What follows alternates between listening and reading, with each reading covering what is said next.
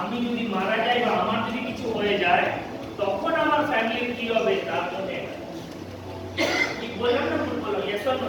Yes. এবার আমার বলার কথা হচ্ছে মোদি কেয়ার কি করে? আচ্ছা, এই যে ইন্স্যুরেন্সটা আপনি করলেন, প্রথম জিনিস বলুন, এখানে কে কে আছে নিজের ঘরের সংসার খরচা, বাচ্চার ফিস, এগুলোকে আজকে দিয়ে ইন্স্যুরেন্সের পয়সা আসে? এটা হয় না কেন? আগে আমি আমার বাড়ির সব খরচা করবো, করার পর যদি পয়সা বাঁচে সেই এক্সট্রা মানিটাকে আমি কোথায় ইনভেস্ট করছি? এক্সট্রা মানিটাকে কোথায় ইনভেস্ট করলাম? ইন্স্যুরেন্স। কেন? মারা যাওয়ার পর সিকিউরিটির জন্য।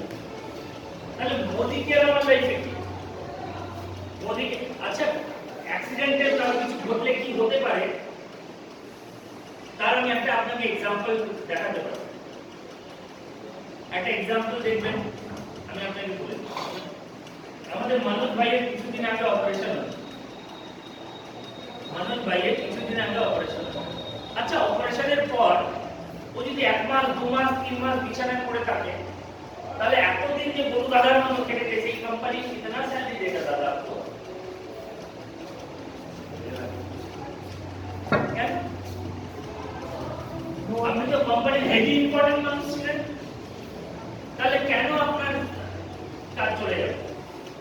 আপনি ইম্পর্টেন্ট মানুষ ছিলেন না, আপনার পদটা ইম্পর্টেন্ট ছিল, আপনি ওখানে কাজ করছিলেন তাই পাচ্ছিলেন। যেদিন ওটা বন্ধ করবেন আপনি শূন্য। আমি দুটো জব ছেড়েছি, আজকে আমি জিরো, স্যালারি 1 টাকাও আসে না, 1 টাকাও আসে না। আর মজার জিনিস হচ্ছে, আমি যখন জব করি আমার বাচ্চাকে লাইফ কিন্তু আবার জিরো থেকে চালু করতে হবে। এখানে সো ফার যতজন জব করে তার বাচ্চাকে কিন্তু নিজের জীবন জিরো থেকে চালু করতে হবে। সে 30 বছর ঘষেনি, 40 বছর ঘষেনি, তার বাচ্চা কিন্তু শূন্য থেকে করবে আবার। মানে তার কাজের বিরাট কিছু ইম্পর্টেন্স ওরা পায়নি। ঠিক আছে, এবার দেখুন মোদি কেয়ার আপনার আমার লাইফে কি দিতে পারে। আপনি যে আপনার এক্সট্রা মানিটা ইনভেস্ট করেছেন না লাইফ আফটার ডেথ সিকিউরিটির জন্য, আপনাদের সবার লাইফে এক্সট্রা টাইম আছে। এক্সট্রা টাইম আছে যেটা আপনি মোবাইল, টিভি এগুলোতে দেন। আমি বলছি না আপনি আপনার কাজ ছাড়ুন, আমি বলছি না আপনি আপনার সংসার ছাড়ুন, আপনি আপনার রান্না বান্না ছাড়ুন, এগুলো কোনোটা করার দরকার নেই। আপনি সব কিছু করুন। মোবাইল আর টিভিতে কাটানো যে সময়টা আছে, রিলস দেখে, শর্টস দেখে, বাস ওই এক্সট্রা টাইমটাকে আপনি মোদি কেয়ারে দিন। এখানে এক্সট্রা মানি ইন্স্যুরেন্সে দিয়েছেন, এখানে এক্সট্রা টাইমটা মোদি কেয়ারে দিন। লাভ কি পাবেন জানেন?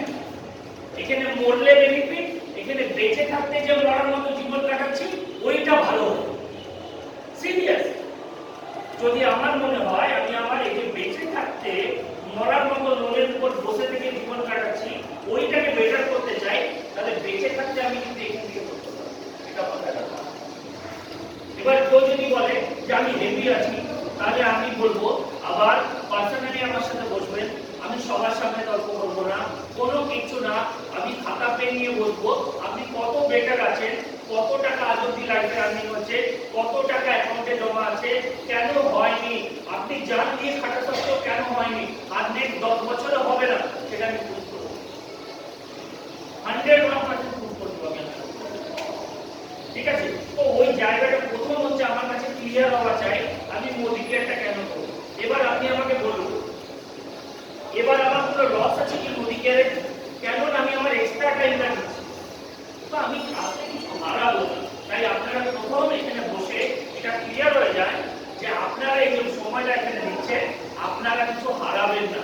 হয়তো আপনি পেট দিয়ে ঘরে শুতে ওই শোয়ার টাইমটা বসে দিচ্ছি আপনি 1 ঘন্টা দিলেন, ভেবেছেন সিনেমা দেখছিলাম, যদি ভালো লাগে তাহলে সিনেমাটা হিট, আর না ভাববেন ফ্লপ সিনেমা দেখে ক্লিয়ার। এবার আসি, আমি যদি এখানে মোদি কেয়ার আমাকে কি কি দিতে পারে বা আমরা মোদি কেয়ার থেকে